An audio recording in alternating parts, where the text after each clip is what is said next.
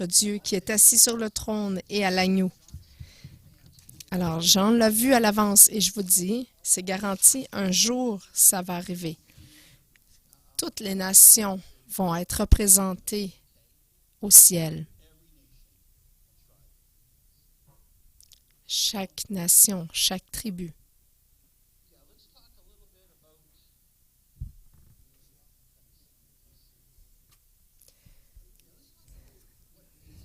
Donc, j'aimerais vous discuter un petit peu de qu'est-ce qu'une nation. C'est quoi une nation biblique? Lorsqu'on pense à une nation, on dit, OK, il y a le Canada, le Pakistan, l'Inde.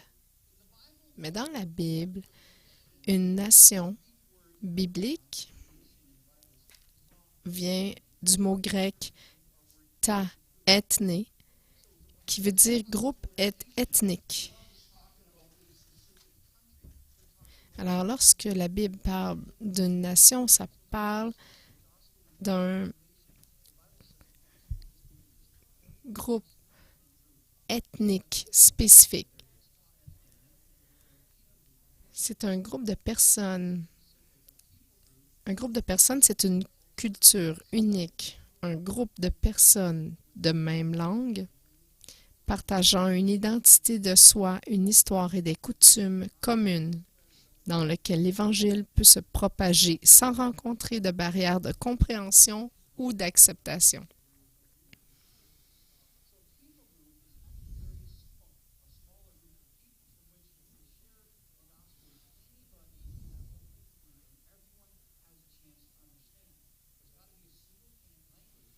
Alors, ce groupe doit être d'un même langage. Je vous donne un exemple. Lorsque l'Évangile est arrivé en Indonésie, lorsque on est malade, on a un mal de gorge. Alors, la culture indonésienne pense que le centre de la vie est dans la gorge. Alors, pour eux, lorsqu'on leur disait « Voulez-vous inviter Jésus dans votre cœur? » Ça ne voulait pas dire grand-chose pour eux. C'était pas au centre de leur vie. Pour eux, il a fallu dire « Voulez-vous inviter Jésus au centre de votre gorge? » Parce que c'était le centre de la vie pour eux. Alors, c'est un exemple de barrière culturelle.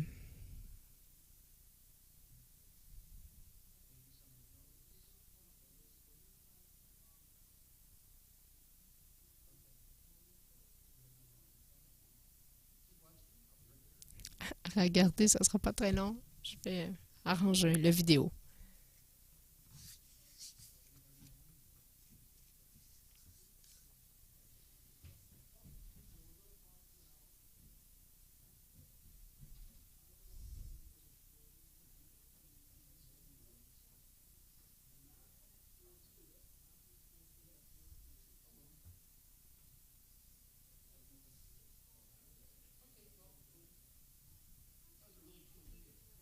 C'était une vidéo très intéressante, mais on n'a pas de volume.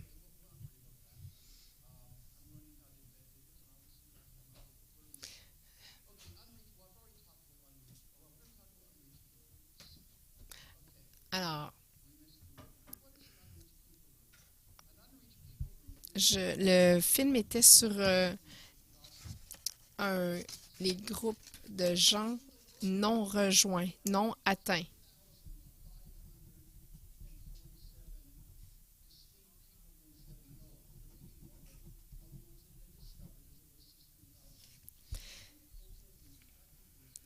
Alors, lorsque je vous parlais tout à l'heure de groupes ethniques,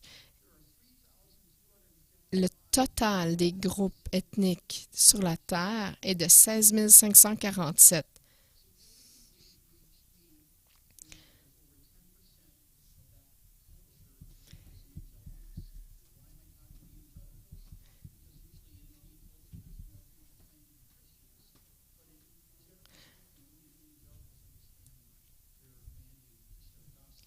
Les évangéliques reconnaissent leur mandat de partager l'Évangile.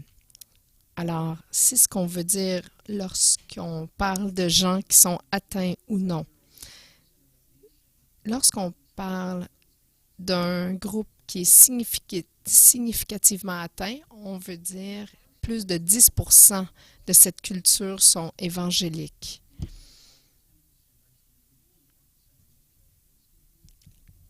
Alors, le nombre de groupes qui sont significativement atteints, c'est 3255 sur 16 500. Partiellement atteints, c'est-à-dire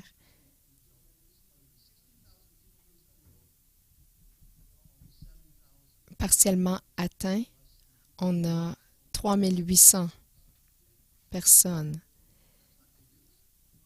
Entre 2 et 10% de la culture est évangélique. Superficiellement atteint, 1689 groupes sur 16 000.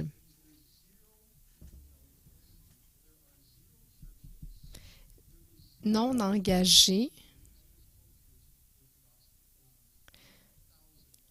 ça veut dire 0 évangélique.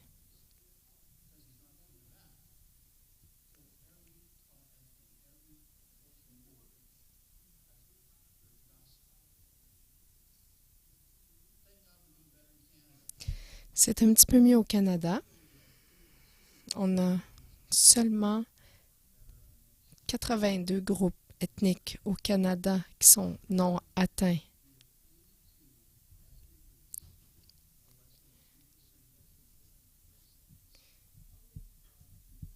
« 82 groupes pour lesquels moins de 2% de la culture sont évangéliques. Heureusement que Jésus ne revient pas demain. En fait, ça veut dire que Jésus ne reviendra pas demain parce qu'il faut avoir plus de gens rejoints avant que le Seigneur revienne.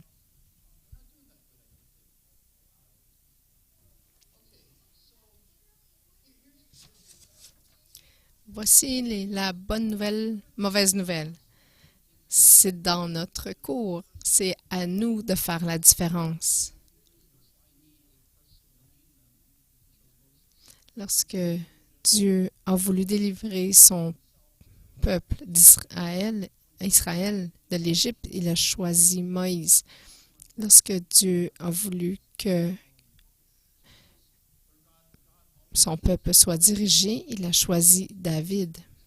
Donc, on voit que Dieu choisit toujours une personne pour implémenter un changement. Regardez 2 Pierre 3, 9 à 12. On parle du retour du Seigneur Jésus. Le Seigneur ne tarde pas dans l'accomplissement de la promesse, comme quelques-uns le croient, mais il use de patience envers vous, ne voulant pas qu'aucun périsse, mais voulant que tous arrivent à la repentance. Le jour du Seigneur viendra comme un voleur. Quelles ne doivent pas être la sainteté de votre conduite et votre piété. Tandis que vous attendez et hâtez l'avènement du jour du Seigneur. Il veut que tous soient sauvés, mais il désire que nous hâtions son retour.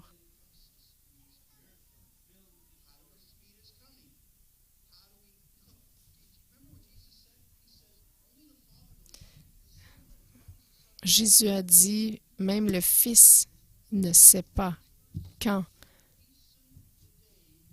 il reviendra, parce que ça dépend des gens qui sont rejoints et atteints. Regardez Matthieu 24, 14. Cette bonne nouvelle sera prêchée dans le monde entier pour servir de témoignage à toutes les nations. Alors viendra la fin. Si on veut hâter la venue, le retour de Christ, les gens disent « Ah, j'ai hâte que Jésus revienne », mais ils ne comprennent pas les implications. Il y a quelqu'un qui doit prêcher, qui doit témoigner.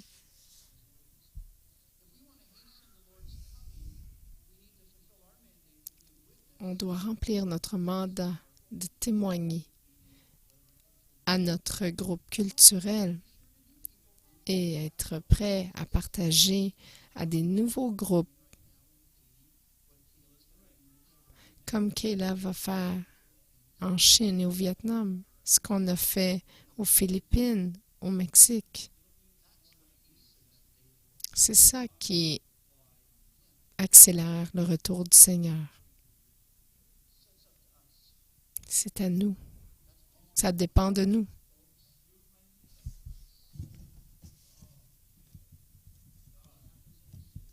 Ce qui arrive dans nos villes, combien de gens sont sauvés, comment bientôt le Seigneur va revenir.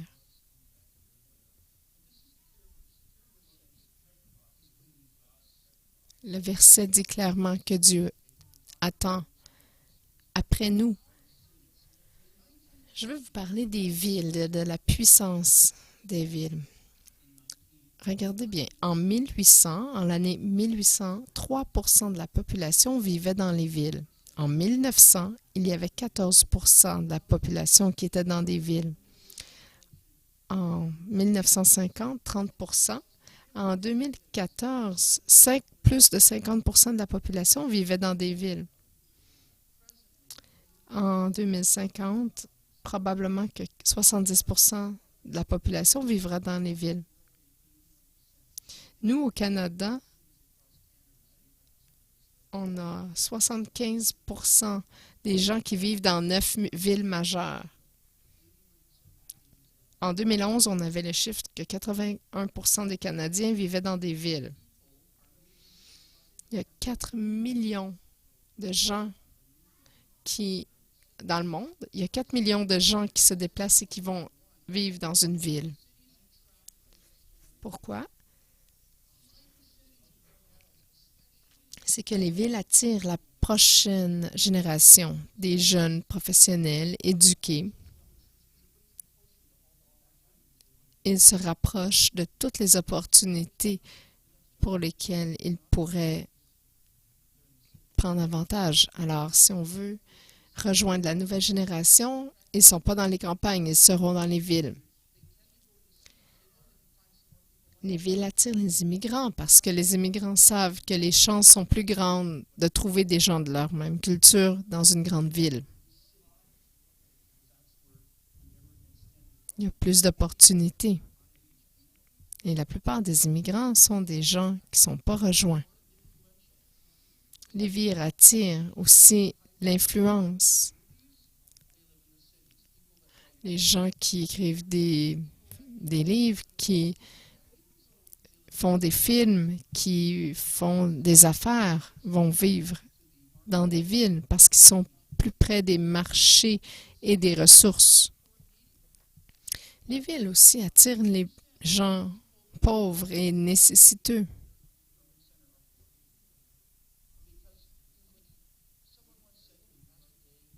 Il y a quelqu'un qui m'a déjà dit, Pasteur David, si vous vouliez vraiment, si vous étiez un chrétien, un vrai chrétien, vous auriez un centre d'hébergement pour les sans-abri à Brossard.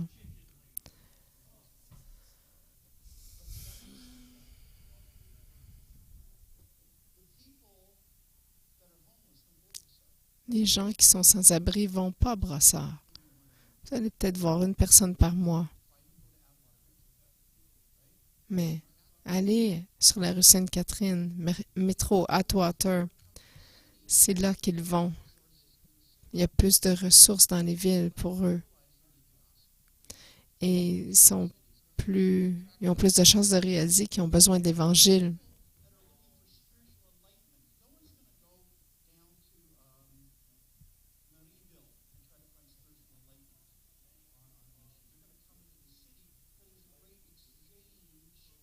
Les villes attirent aussi les gens qui cherchent des réponses.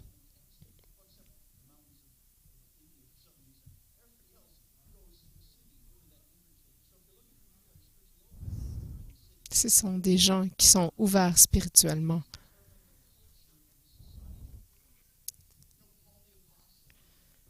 Les villes déterminent aussi la culture d'une société. Quand Paul faisait des missions, il allait toujours dans des villes. Parce que si on peut influencer la ville, on peut influencer la culture complète d'une société.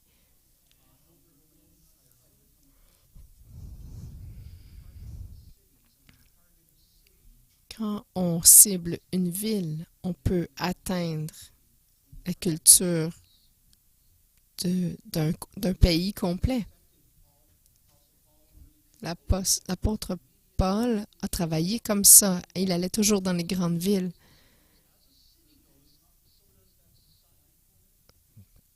Le fonctionnement d'une ville affecte le fonctionnement d'une société. Si vous allez en campagne, mais vous ignorez la ville, vous allez passer à côté. Mais si vous changez la ville, même si vous ne changez pas la campagne, vous allez changer la culture. Dans la dernière élection, quand on voulait savoir comment le vote allait aller, il voulait savoir les villes principales étaient-ils libéraux ou conservateurs. C'était la ville qui pouvait donner la tendance.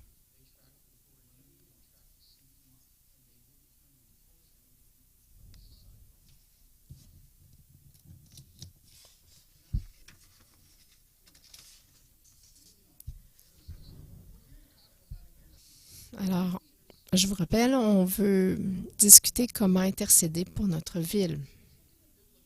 Alors, j'aimerais vous parler de l'histoire de Jonah. Parce que si on veut gagner notre ville, on doit reconnaître notre appel. Regardez Jonah, versets 1 et 2 dans le chapitre 1. La parole de l'Éternel fut adressée à Jonah, fils d'Amittai, en ces mots. Lève-toi, va à Ninive. Moi-même et ma femme Cathy, nous avons été appelés à Brossard.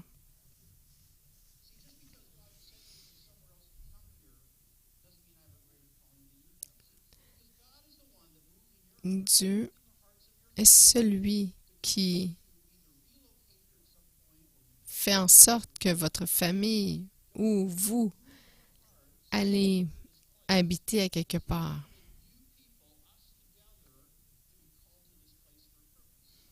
Dieu nous a appelés, ma femme et moi, ici parce qu'il voulait que nous et vous, ensemble, nous soyons appelés à un but plus grand.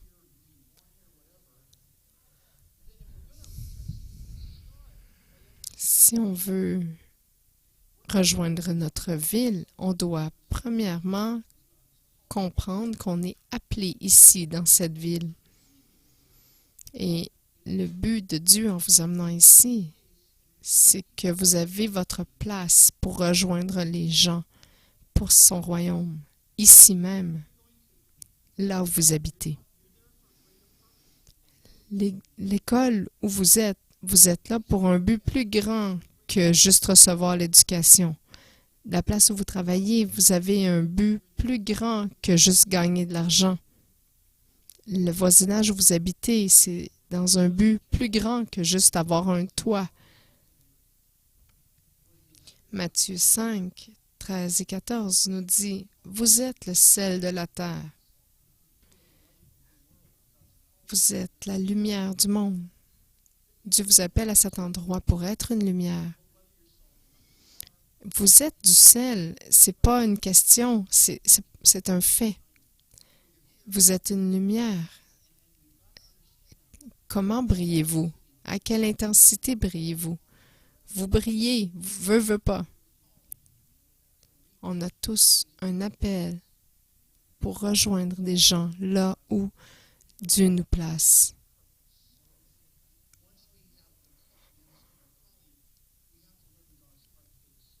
On doit maintenant, une fois qu'on a reconnu notre appel, on doit connaître le cœur de Dieu pour notre ville. Regardez Jonas, chapitre 1, verset 3. Et Jonas se leva pour s'enfuir à Tarsis, loin de la face de l'Éternel. Pourquoi est-ce qu'il a fait ça? Jonas 4, verset 2. Il implora l'Éternel et il dit, « Ah, Éternel, n'est-ce pas que ce que je disais quand j'étais encore dans mon pays, c'est ce que je voulais prévenir en fuyant Tarsis, car je savais que tu es un Dieu compatissant et miséricordieux, lent à la colère et riche en bonté et qui te repent du mal. »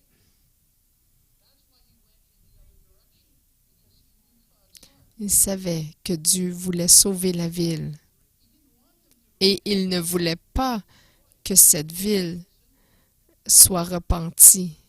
Il voulait qu'elle soit détruite. Alors c'est pour ça qu'il a refusé d'aller avertir la ville. Alors Dieu a dû travailler sur le cœur de Jonas et c'est pour ça qu'il l'a fait avaler par un gros poisson.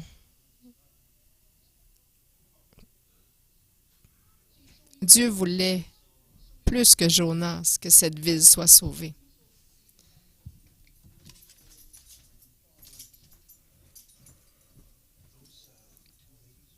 Il y a tous les problèmes sociaux, économiques dans chaque ville, mais Dieu, tout ce qu'il voit, c'est sa création.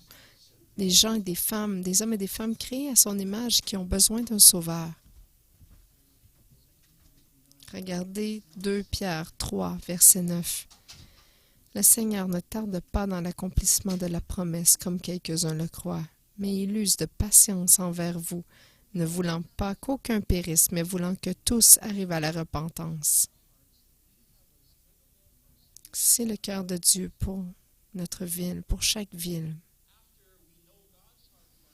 Maintenant que nous connaissons le cœur de Dieu pour notre ville, nous devons laisser son cœur rentrer dans notre cœur et nous devons commencer à aimer notre ville. Regardez Jonas 4, verset 11. « Et moi, je n'aurais pas pitié de Nénive, la grande ville dans laquelle se trouvent plus de 120 000 hommes qui ne savent pas distinguer leur droite de leur gauche. » C'était une ville énorme.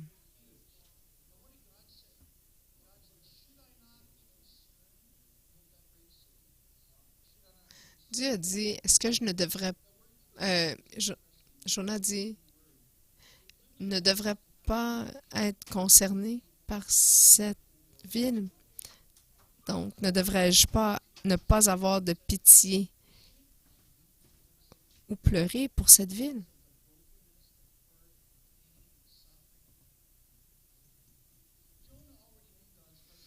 Jonas connaissait déjà le cœur de Dieu pour cette ville, mais il devait lui aussi partager ce cœur pour cette ville.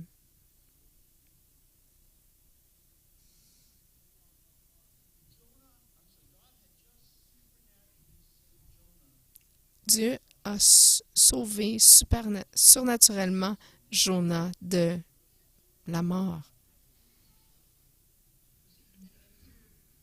Mais il devait quand même encore amener Jonas à partager son cœur. Notre attitude envers notre ville révèle comment on comprend notre propre salut. Si nous comprenons sincèrement, réellement notre salut, que Dieu nous a aimés alors que nous étions encore pécheurs, alors nous serions plus à même d'aimer facilement notre ville alors que les gens sont encore pécheurs. En blessant les gens qui blessent les autres et qui pêchent et qui mentent et qui tuent et qui font du mal aux autres. Mais Jésus est mort pour nous tous. Si on n'aime pas notre ville autant que Dieu l'aime, c'est peut-être parce qu'on n'a pas complètement compris notre salut, parce qu'on aimerait notre ville beaucoup plus.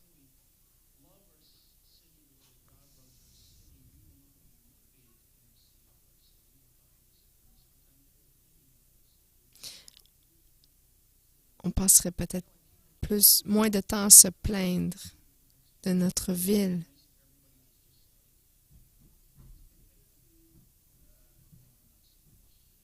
On pourrait intercéder pour notre ville si on comprenait vraiment le cœur de Dieu. Il y a des différences culturelles, il y a des différences économiques, raciales, religieuses. Il y a tellement de différences dans chaque ville.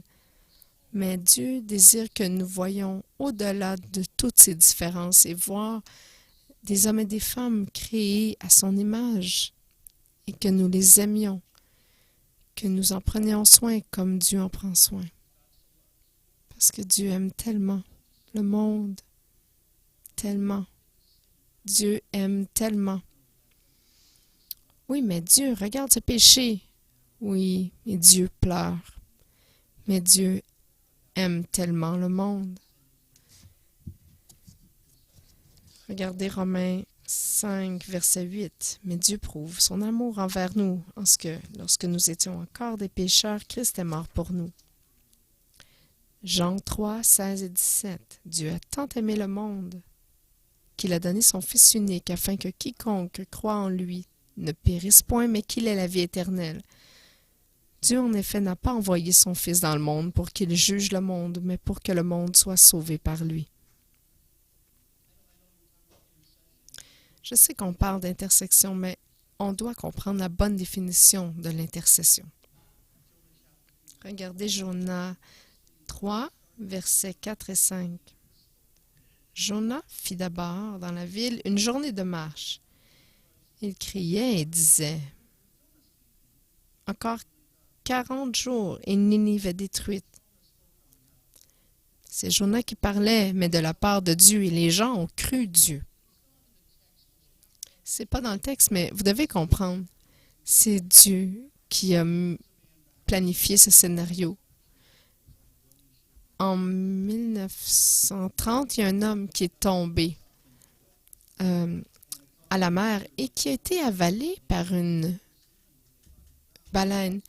Et quelques jours plus tard, cette baleine a été pêchée et ils ont trouvé cet homme dans l'estomac de la baleine.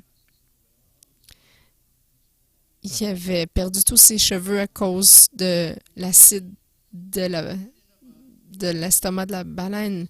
Et il a dû être réanimé. Il était blanc, plein de brûlures, mais il était vivant. Alors, si quelqu'un sort d'un estomac de baleine et il ressemble à ça, vous allez peut-être écouter ce qu'il dit.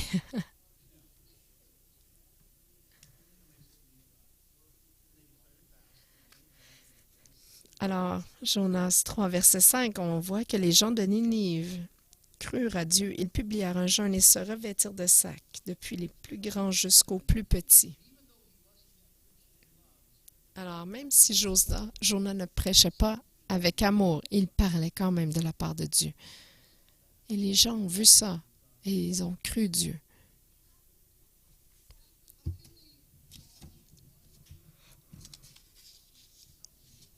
Comment est-ce qu'ils ont pu croire? Regardez Romains 10, verset 14. Comment donc invoqueront-ils celui en qui ils n'ont pas cru? Comment croiront-ils en celui dont ils n'ont pas entendu parler? Et comment en entendront-ils parler s'il n'y a personne qui prêche? Je ne suis pas un évangéliste. Nous ne sommes pas tous appelés à être évangélistes, mais nous sommes tous appelés à être des témoins de l'Évangile. Nous pouvons parler. Comment pourront-ils croire s'ils n'ont pas entendu parler? Oui, nous devons prier, parce que la prière change l'atmosphère au-dessus de nos villes. La prière ouvre les cœurs des gens. Mais un cœur ouvert qui n'est pas rempli de la parole de Dieu ne sert à rien. Un intercesseur vrai, c'est pas juste quelqu'un qui prie, c'est quelqu'un qui parle de la part de Dieu. 2 Corinthiens 5, 20. Nous faisons donc les fonctions d'ambassadeurs pour Christ, comme si Dieu exhortait par nous. Nous vous en supplions au nom de Christ, soyez réconciliés avec Dieu.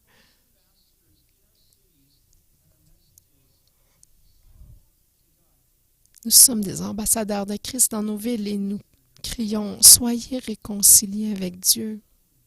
Venez embrasser l'amour de Dieu. Soyez réconciliés. Venez en relation avec ce Dieu qui vous aime tant, si profondément, complètement.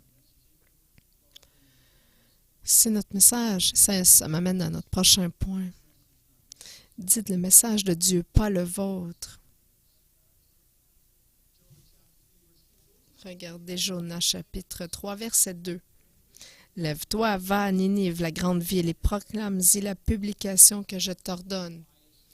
Pas le message que vous voulez, pas votre message culturel, c'est le message de Dieu. Nous devons dire la parole de Dieu, son message, pas le nôtre. Quand j'étais à l'université, il y avait souvent des gens qui venaient me voir et qui me disaient « Ah, t'es un pécheur, tu vas en enfer. » Je me disais « Ben oui, c'est évident, c'est clair. J'ai pas besoin que tu me dises, je le sais. Ma vie va pas très dans une bonne direction. » Ça l'était un petit peu évident déjà pour moi que j'étais perdue. Mais c'était quelque chose que je savais déjà. Et les gens qui venaient à moi et qui me disaient t'es pas bien, t'es un pécheur, ça m'apprenait rien. Mais personne venait me voir avec le message de Christ qu'ils avaient une solution pour mon état perdu. Et la raison pour laquelle personne ne me parlait de Jésus, c'est qu'ils disaient leur message, pas celui de Dieu.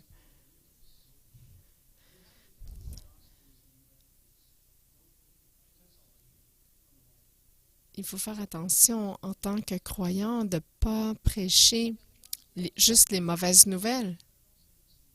Parce que Dieu a des mauvaises nouvelles, mais il en a d'excellentes aussi. C'est pour ça que l'Évangile est appelé la bonne nouvelle.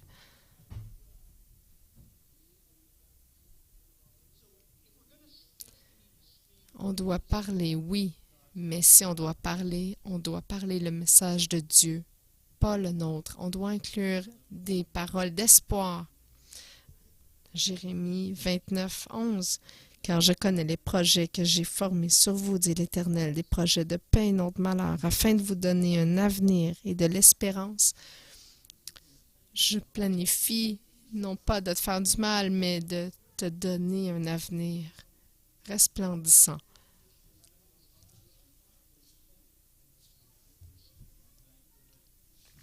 Il y a de l'espoir, peu importe votre condition. Qu'est-ce qu'on fait? On apprend comment intercéder pour notre ville. J'ai un autre point ici. Le 6e point. Vous identifiez avec votre ville et la servir. Regardez Jérémie 29, versets 4 à 7. Qu'est-ce qui se passe ici? Laissez-moi vous expliquer le contexte. Dieu devait changer le cœur de Jonas. Il a dit, arrête d'haïr la ville de Ninive et dis-lui la bonne nouvelle. Mais ça, c'était seulement Jonas. Tout le reste d'Israël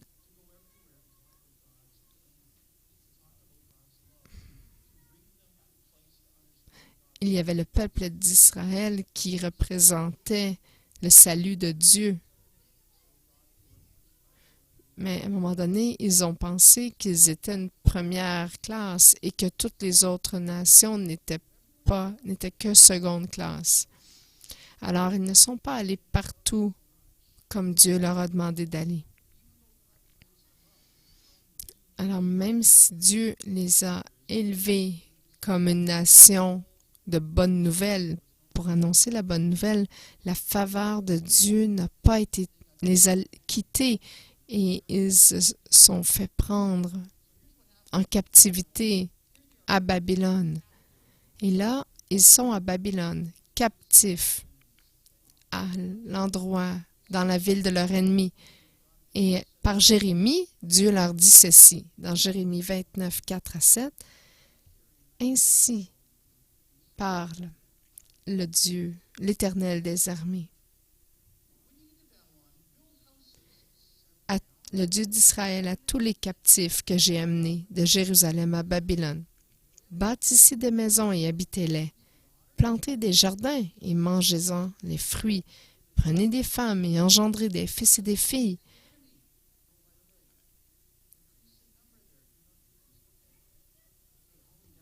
Mariez-vous, multipliez-vous là où vous êtes et ne diminuez pas. »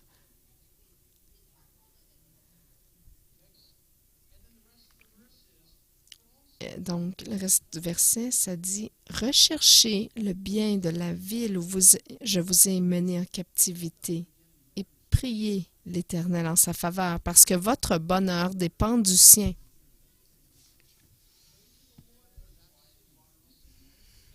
C'est la cité, la ville ennemie.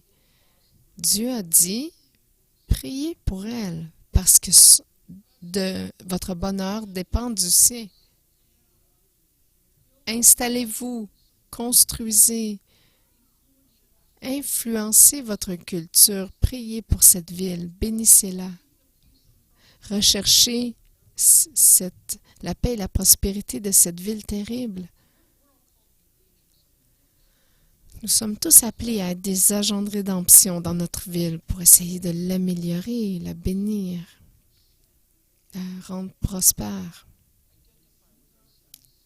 Il faut donc s'identifier à notre ville et la servir. C'est comme ça qu'on peut avoir une plateforme pour parler et être entendu. Quand je travaillais pour la compagnie Stelco, je n'avais aucun problème à partager l'Évangile dans tous les départements où j'ai travaillé. Pourquoi? Parce que j'ai fait une plateforme pour mon message en servant la compagnie. J'ai développé des nouveaux logiciels et des nouvelles stratégies pour ma compagnie. Alors, en résultat, j'ai eu tellement de liberté pour partager l'Évangile parce que j'ai béni et j'ai prié pour cet endroit où j'ai travaillé.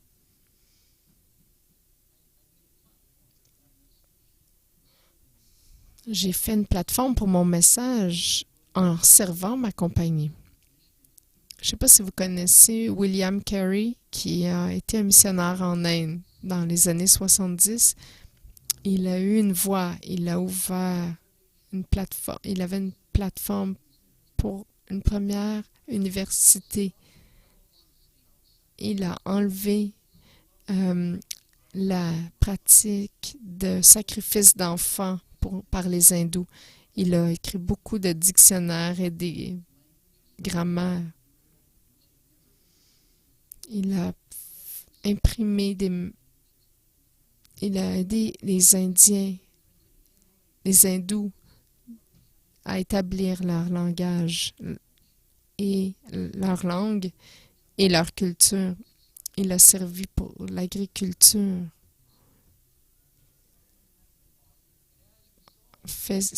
Excusez, c'était dans les années 1700.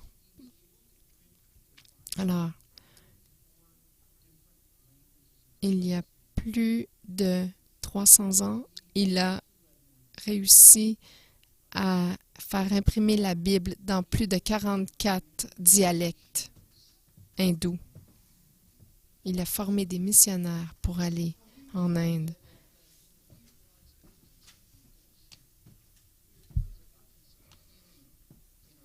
Lorsqu'on réalise qu'on est des agents de rédemption, des agents de guérison, là où nous sommes placés.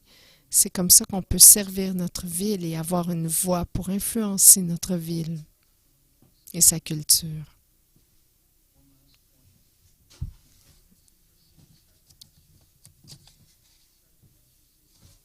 Un dernier point. Bénissez votre ville.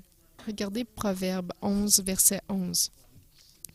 La ville s'élève par la bénédiction des hommes droits, mais elle est renversée par la bouche des méchants. Qui sont les hommes droits? C'est nous qui avons été mis justes par Christ. Par la bénédiction des chrétiens, une ville va être exaltée. Comment est-ce qu'on peut bénir notre ville? Offrir nos prières agressives pour notre ville, mais aussi leur donner aux habitants notre espérance. Laisser de côté notre attitude négative et parler de vie.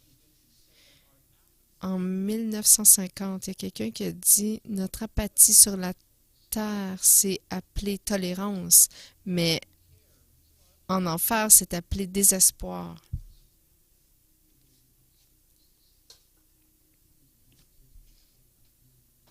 Vous ne m'avez pas donné l'espoir que j'avais besoin lorsque vous aviez la chance de me l'offrir.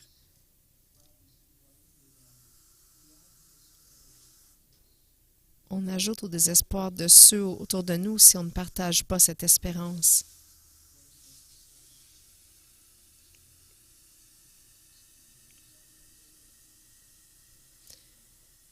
Le péché s'étend lorsque le juste ne fait rien.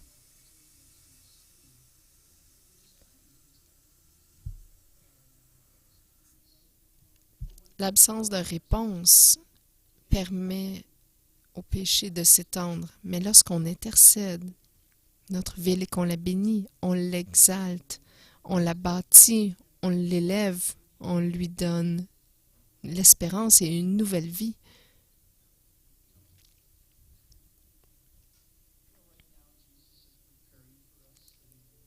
Vous savez qu'à l'heure actuelle, Jésus nous prépare actuellement la nouvelle Jérusalem.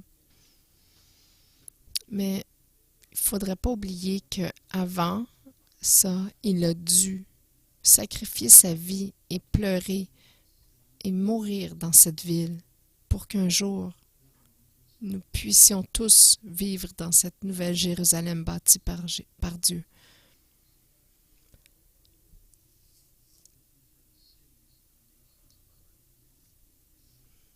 Regardez Hébreux 11, verset 10. « Car il attendait la cité qui a de solides fondements, celle dont Dieu est l'architecte et le constructeur. »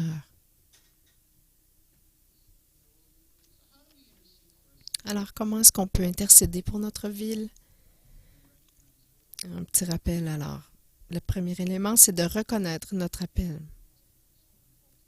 Je suis ici pas seulement pour travailler comme ministre, mais pour intercéder pour cette ville. Et chacun de nous l'est. Alors, reconnaissons notre appel.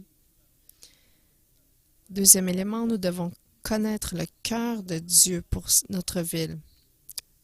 Père, je veux connaître ton cœur pour notre ville.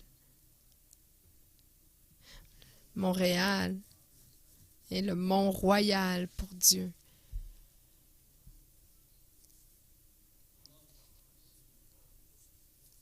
Nous devons aimer notre ville. Quatrième élément, on doit parler au nom de Dieu. À l'épicerie, à l'école, au travail, dans notre voisinage. Cinquième élément, dire le message de Dieu, pas le nôtre, s'il vous plaît. Sixième élément, s'identifier avec notre ville et la servir. Il y a tellement de manières de le faire. Et finalement, il faut bénir notre ville. La semaine prochaine, on va parler un petit peu plus des relations, les 5 parties d'une bénédiction.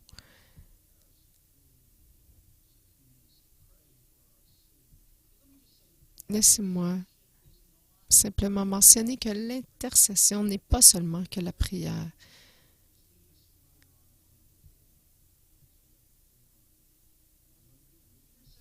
L'intercession, c'est pas seulement prier. Ça inclut la prière, mais ça inclut aussi d'aimer, de parler, de servir et de bénir. C'est ça l'intercession. Aimer, parler, servir et bénir. Aimer, parler, servir et bénir notre ville. Dieu nous a appelés à intercéder pour notre ville. Alors, levons-nous tous ensemble.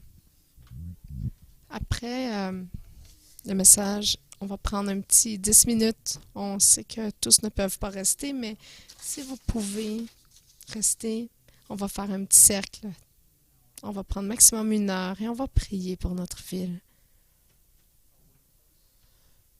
Pour notre travail, notre école, notre voisinage et nous en tant qu'Église. Père, dans le nom de Jésus, Père, nous te demandons de continuer et de poursuivre ce travail, de nous donner un cœur pour notre ville et de nous laisser abandonner toute critique ou attitude négative envers notre ville. Que tu nous aides à voir notre ville de la manière que tu la vois, toi. Cette grande zone, le Grand Montréal, cette région de 2,5 millions de gens, donne-nous, Père, un cœur